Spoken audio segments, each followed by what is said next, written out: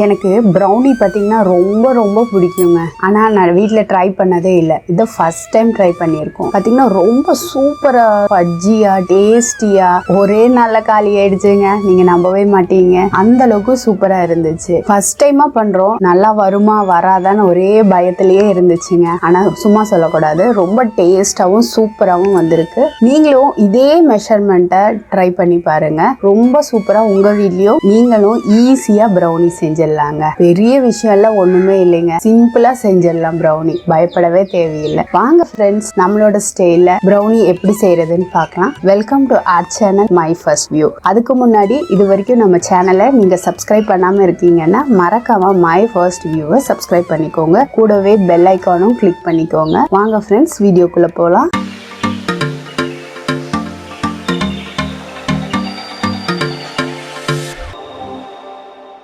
இங்கே நம்ம dark chocolate பார்த்தீங்கன்னா 200 கிராம் அளவுக்கு எடுத்திருக்கோம். நம்ம பார்த்தீங்கன்னா எல்லாமே கிராம்லயே எடுத்துக்கலாங்க. கப்புங்கிறப்ப உங்ககிட்ட மெஷர்மெண்ட் கப் இருந்தது அப்படின்னா 1.5 கப் அளவுக்கான டார்க் சாக்லேட் எடுத்திருக்கோம். இது பார்த்தீங்கன்னா குட்டி குட்டி பீஸா கட் பண்ணியிருக்கோம். ரூம் டெம்பரேச்சர்ல தான் இது இருக்கு. அடுத்ததா நம்ம பட்டர் எடுத்திருக்கோம். இது பார்த்தீங்கன்னா அன்சால்டட் பட்டர் தாங்க, உப்பில்லாத பட்டர். இது 110 கிராம் அளவுக்கு எடுத்திருக்கோம். கப்ல மெஷர் பண்ணோம் அப்படின்னா 1/2 கப் அளவுக்கு இருக்கு. இது ரூம் டெம்பரேச்சர்ல தான் இருக்கு. இங்க நம்ம நாட்டு சர்க்கரை எடுத்துக்கோங்க, பிரவுன் சுகர். இது 75 கிராம் அளவுக்கு இருக்கு. கப்ல மெஷர் பண்ணோம் அப்படின்னா 1/4 கப் பிளஸ் ஒரு 2 டேபிள் ஸ்பூன் கூடுதலா அது போல இருக்கும். இது உங்களுக்கு கட்டியா குருணையா இருந்தது அப்படின்னா மிக்சர் ஜார்ல போட்டு ஒரு 2 பல்ஸ் மோட் கொடுத்தீங்கன்னா நல்லா உங்களுக்கு இது போல ரெடி ஆயிடும். இது நம்ம முட்டையில கலக்கும் போது நமக்கு ஈஸியா இருக்குங்கிறதுக்காக நான் இது போல வந்து மிக்சர்ல போட்டு பல்ஸ் மோட் பண்ணி எடுத்து வச்சிருக்கேன். கூடவே வெள்ளை சர்க்கரையும் எடுத்துருக்கோங்க.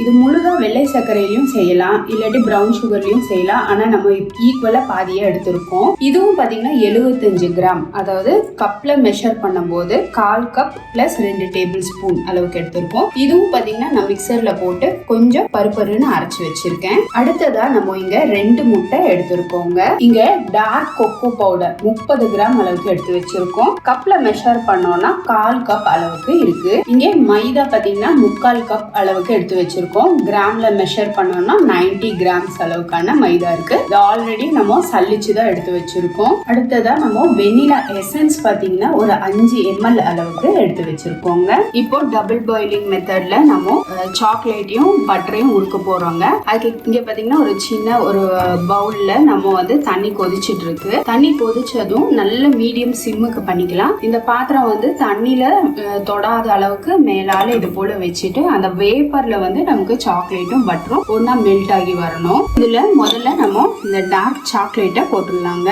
அடுத்ததா நம்ம இதோட பட்டரையும் சேர்த்திடலாம்.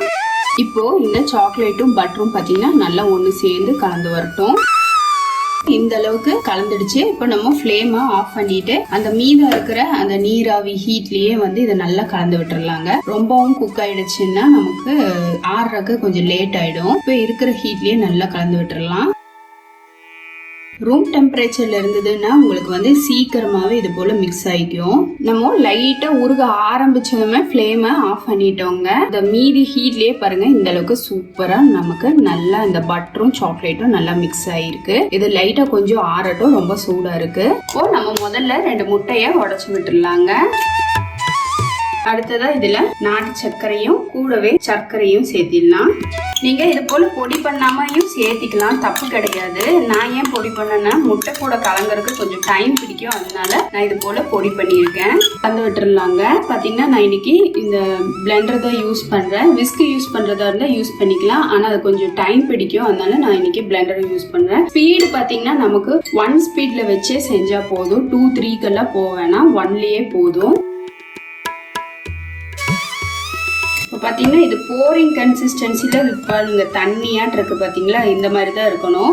நம்ம ரொம்ப பிளஃபியா அடிச்சிட்டோம்னா ப்ரௌனி பாத்தீங்கன்னா கேக் போல மாறிடும். அதனால இந்த கன்சிஸ்டன்சி கரெக்டா இருக்கும். நம்ம ஆல்ரெடி சர்க்கரையெல்லாம் பவுடர் பண்ணி சேர்த்தனால உங்களுக்கு நல்லா கலந்துடுச்சு. இப்போ இந்த சாக்லேட் பட்டர் இருக்கு இல்லைங்களா, இதை வந்து நம்ம இந்த முட்டையோட சேர்த்திடலாம். இப்போ இதை நல்லா கலந்து விட்டுடலாங்க. இப்போ இந்த சாக்லேட்டு பட்டரு முட்டை சர்க்கரை எல்லாமே கலந்துருச்சு. கலக்க கலக்க பாத்தீங்கன்னா உங்களுக்கு இது போல கெட்டியாகவும் பயந்துக்க வேணாம். பாருங்க இந்த அளவுக்கு கெட்டி ஆயிடுச்சு.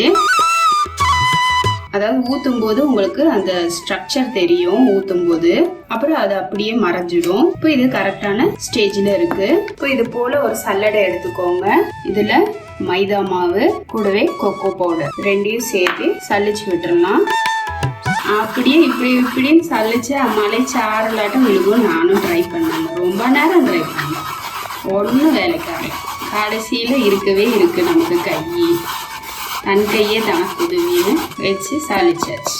ஒரு வழியா கொக்கோ பவுடரையும் மாவையும் சலிச்சு சேர்த்தாச்சு. இப்போ இதை அப்படியே ஒரு சைடா நல்லா கலந்து விட்டுறலாம். கட்டிகள் இல்லாம கலந்துக்கலாங்க.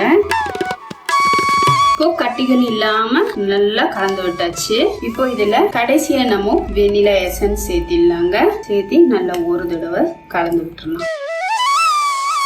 இந்த வெனிலா எசன்ஸ் சேர்க்கும் போது உங்களுக்கு பாத்தீங்கன்னா நல்ல ஒரு ஃப்ளேவர், வாசம் பாத்தீங்கன்னா அரோமா அந்த அளவுக்கு சூப்பரா இருக்கு. சேர்க்காட்டியும் ஒன்றும் பிரச்சனை இல்லை, ஏன்னா நம்ம அதிகமா சாக்லேட் சேர்த்துருக்கோம். எல்லா பக்கம் ஈவனா வர மாதிரி நல்லா கலந்துட்டோம்னா கட்டிகள் இல்லாம இருக்கணும், அதுதான் ரொம்ப முக்கியம். அதுதான் நம்ம ஒன் சைடாவே கலந்தது.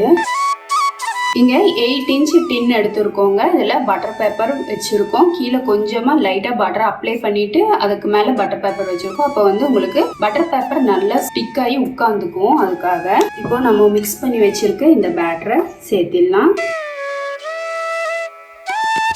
பார்த்தீங்கன்னா அப்படியே மடிச்சு வருது பார்த்தீங்களா, இதுதான் கரெக்டான கன்சிஸ்டன்சி. இப்போ இது போல் ஓரங்கள் எல்லாம் லைட்டாக அந்த டேப் பண்ணி விட்டாலே சரியாயிடும். இருந்தாலும் இடையில கொஞ்சம் ஏதாவது ஏர் பபிள்ஸ் இருந்துச்சுன்னா அதை நம்ம உடைக்கிறதுக்காக இது போல செய்யறோம். அதே போல கார்னர் எல்லாம் ஃபில் ஆகிறதுக்காக இப்போ நம்ம 175 டிகிரி டெம்பரேச்சர் வச்சிருக்கோங்க. ஆல்ரெடி நான் 10 நிமிஷம் ப்ரீ ஹீட் பண்ணி வச்சிருக்கேன். உங்களுக்கு ஒவ்வொரு ஓவன் ஒவ்வொரு மாடல்ல இருக்கும். நான் இங்க டபுள் இதுல தான் வச்சிருக்கேன். மேலையும் கீழையும் ஃபிலமெண்ட் ஹீட் ஆகிற மாதிரி. அதே போல ஒரு ஹாஃப் அன் ஹவருக்கு தான் நம்ம வைக்க போறோம். 175ல வைக்கிறாங்க. ஆல்ரெடி நான் சொன்னது போல ஒரு 10 நிமிஷம் ப்ரீ ஹீட் பண்ணி தான் வச்சிருக்கேன்.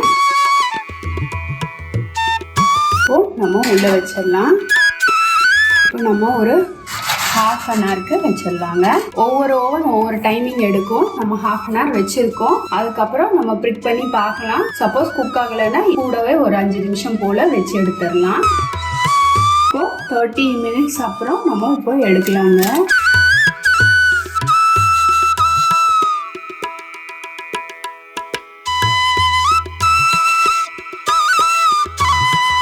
பார்த்தீங்கன்னா குக் ஆயிருக்கு, நமக்கு ஒட்டலை. இப்போ இது நல்லா ஆறட்டும்.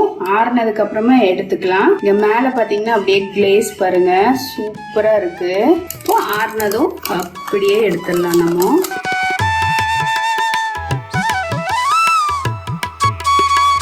இப்போ நம்ம கட் பண்ணிக்கலாம். நமக்கு எந்த சைஸ்ல வேணுமோ அந்த சைஸ்ல கட் பண்ணிக்கலாம். இது பார்த்தீங்கன்னா என்னோட ஃபர்ஸ்ட் ப்ரௌனிங்க, ரொம்ப சூப்பரா வந்திருக்கு, நல்லா குக் ஆயிருக்கு. நீங்களும் வீட்டில் ட்ரை பண்ணி பாருங்கள். ஆக்சுவலாக நைஃப் கொஞ்சம் பெருசாக இருந்தால் நல்லா இருந்திருக்கும். ஆனால் என்கிட்ட இந்த நைஃப் தான் இருக்குது. யாராவது ஹாப்பி பர்த்டே பாடுங்கப்பா ப்ளீஸ். ஃபர்ஸ்ட் டைமாக ப்ரௌனி பண்ணி எடுத்திருக்கோம். வாவ், பார்த்தீங்கன்னா பேப்பரில் கூட ஒட்டலைங்க, ரொம்பவே சூப்பராக வந்திருக்கு. நல்லா பாருங்கள், நல்லா ஜூஸியாக சூப்பராக வந்திருக்கு. நம்ம செய்த இந்த ப்ரௌனி உங்களுக்கு பிடிச்சிருக்கும் நம்புறேங்க. மறக்காம வீட்டில் செய்து பாருங்க. இதே மெஷர்மெண்ட்ஸோட ட்ரை பண்ணி பாருங்க. ரொம்ப சூப்பராகவே வந்திருக்கு. நான் கொஞ்சம் ஓரமாக இருக்கிற பீஸ் எல்லாம் சாப்பிட்டுட்டேன், ரொம்ப நல்லா இருக்கு. இது வரைக்கும் வீடியோவை பொறுமையாக பார்த்ததுக்கு ரொம்ப ரொம்ப நன்றி ஃப்ரெண்ட்ஸ். மறக்காம உங்க வீட்டில் இதே ப்ரொசீஜர்ல ப்ரௌனி செய்து உங்க வீட்டில் இருக்கிறவங்க கிட்ட நல்ல பேரை அசத்தி வாங்குங்க. இது வரைக்கும் வீடியோவை பொறுமையாக பார்த்ததுக்கு ரொம்ப ரொம்ப நன்றி ஃப்ரெண்ட்ஸ். தேங்க்யூ.